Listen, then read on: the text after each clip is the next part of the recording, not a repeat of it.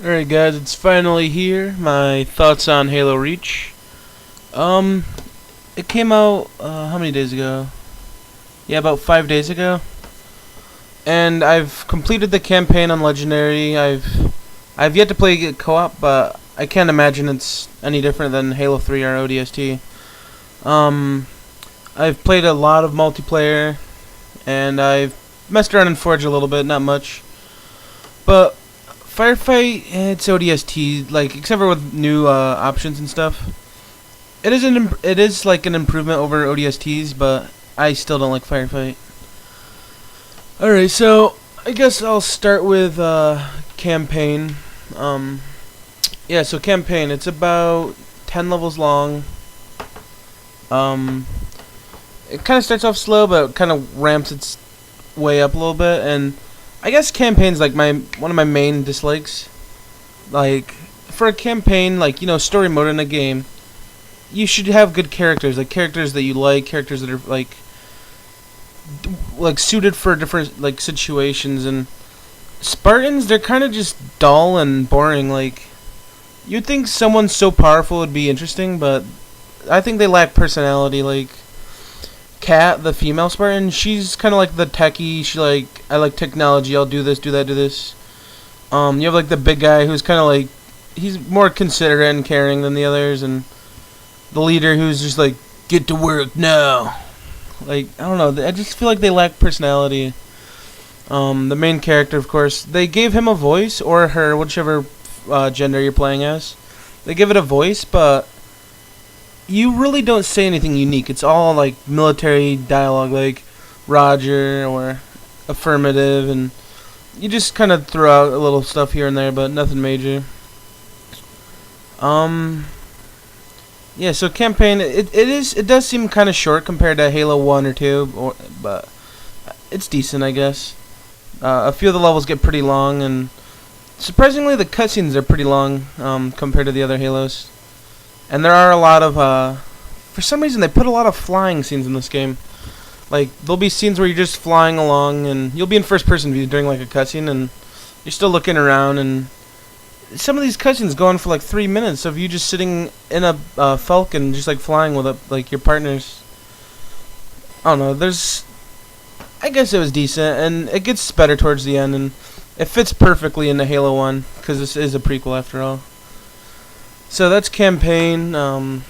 Next up, I guess I'll talk about matchmaking. Like all the Halos, it has matchmaking, and there's usually how many game modes? There's like, I don't know, maybe 10, 12 game modes. So yeah, you have competitive games, which you know, you got like free for all, team slayer, team objective, big team. And then they added this new game mode called Invasion, which it's kind of like Spartans vs Elites, I guess. And there's Invasion and Invasion Slayer. Both are significantly different. Pretty much like, let's say Invasion. Basically, depending on the map, either Spartans will have to defend certain locations on the map, like from the Elites taking them, or the Spartans will have to attack the Elites' points on the map. And let's say you destroy Phase 1, basically it goes back to Phase 2, and you get Tier 2 equipment, which would be like, Tier 1 equipment's like a pistol and maybe an assault rifle. Tier 2's like the DMR, the shotgun, stuff like that. And if you get back to Phase 3, you get Tier 3 equipment, which is like slightly better weapons and usually vehicles. So yeah, like, that's Invasion. I'm not big into it, but it's kind of there. It's okay, I guess, but I'm not an objective guy. Then they added Firefight into matchmaking, and it's okay, I guess. It'd be kind of cool if you could compete against other people's scores, though. Like, it shows like your friend's highest score or something, but it'd be cool if, like, it showed your score and then like an enemy score. You're not on the same map or anything, but you're kind of like competing against each other. Then they added something really interesting. It's called Arena, and I still don't fully understand this, but basically, if you play 3 matches every day, it determines your score, and like at the end of the week, it rates you and puts you into a division or something, and something about like, you have like a leaderboard rank or something. Like, I was like rank 1,300 something. I didn't know if that was my points or if that was my rank going up or down. Like, it'd be kind of cool if your rank was going down towards 1. So, like, if you see, like, a rank 10 in there, you know that the guy's, like, rank 10 in Arena, and you don't want to fuck with him. I don't know. They need to, like, explain it better, and I couldn't really find an answer on their website either. I guess we'll find out within the next week or so when the divisions come out or whatever. So, yeah, matchmaking's pretty good. My biggest complaint, though, has to deal with matchmaking. In Halo 2 and Halo 3, you had a number ranking, 1 through 50. And Halo 3 also added, like, a military ranking and experience. This game gets rid of the number ranking, which I think is a good ranking system. Instead, they give you credits and military ranking.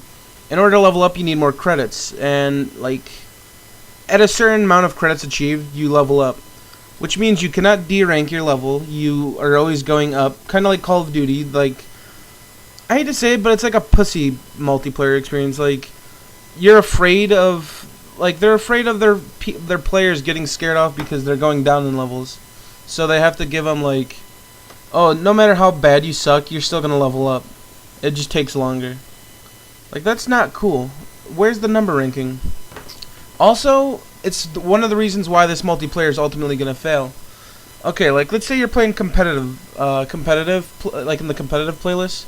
You have Rumble Pit, Team Slayer, Team Objective, Multi-Team, Big Team Battle, and Invasion. Nobody's going to play multi-team, and barely anybody's going to be playing Team Objective. Everybody's going to be in Team Slayer, Big Team, and Rumble Pit, probably. Now, if they had number ranking, people would play objectives and multi-team to get their ranks up, because it's another ranking you can level up. And, like, if you have, like, let's say you have level 50 in every playlist, that would look so much better, and it would be more of a reason to play.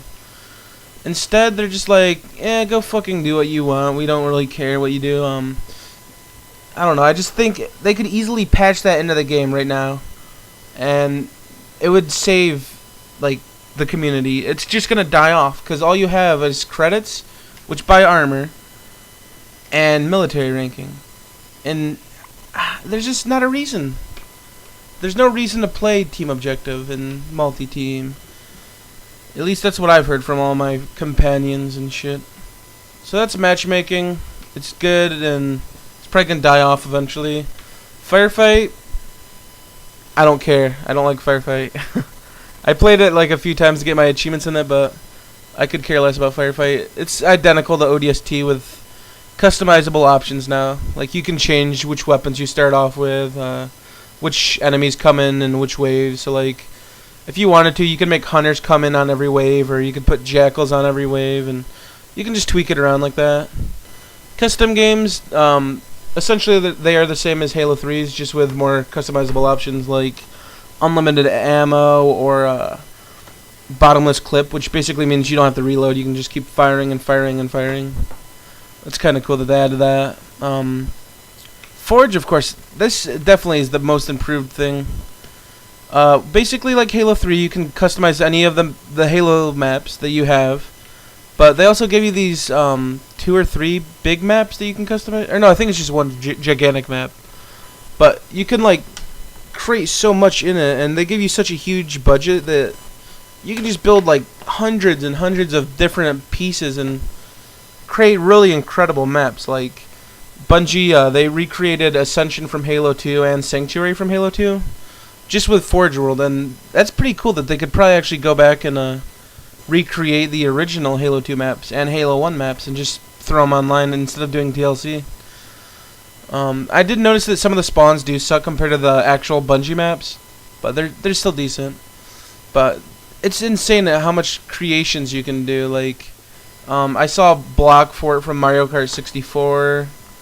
I've seen a bunch of crazy maps. But yeah, that's pretty much Forge, I guess. It's really elaborate. They've added a lot. So yeah, I guess for likes, I do like multiplayer a lot. It's pretty fun. I just wish there was ranking. They also have these daily challenges where it's just basically like quests, like kill 100 of these enemies in campaign, get a 50 headshot online. Basically just little goals you can achieve. And unlike Halo 3, they actually made the game engine really good this time. I mean, it's still in the same engine, but they've significantly like changed it a lot, and it's a lot better now. During campaign, like these are my dislikes, I guess now. There are a lot of slowdowns and freezes, like whenever there's a checkpoint or things like that. It'll start lagging a little bit, and it's just not really good. It kind of slows the experience down. A lot of the weapons are unbalanced. Like when I think of unbalanced weapons, I think of the beam rifle. It's kind of like a sentinel beam with a scope. It's basically the Covenant sniper rifle. You can zoom in twice and everything, but instead of shooting shots, it shoots a charged beam out, or not a charged beam, but just a beam out. And you have to like hold them on. You have to hold it on that target for like 2-3 seconds to kill him. Also, the shotgun. I noticed a few times when I would shoot, it wouldn't actually kill the person right away. It would just kind of like not even count. The bullet wouldn't work. And also the voting system. I cannot stand it.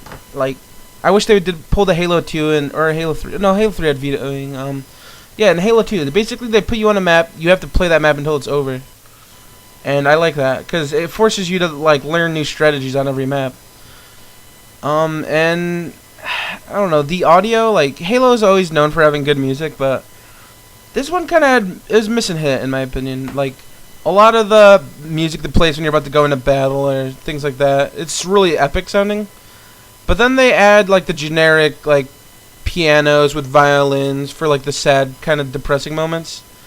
And it doesn't sound anything better than Halo 3 did. Like, there was really no memorable sounds or songs. I mean, it was just kind of there. I mean, if there's a way to turn music off, I'd probably do it because I don't like generic music. I hate saying this, but Persona 4, Persona 3, like, some of these Japanese games, they have way better soundtracks. They know what the fuck they're doing. So yeah, in the end, Halo Reach is a good game. For a certain extent. I think after a few months it's probably going to drop in community-wise. But till then, it's a pretty good game, I guess. Just Bungie, you better fucking listen to me. Alright?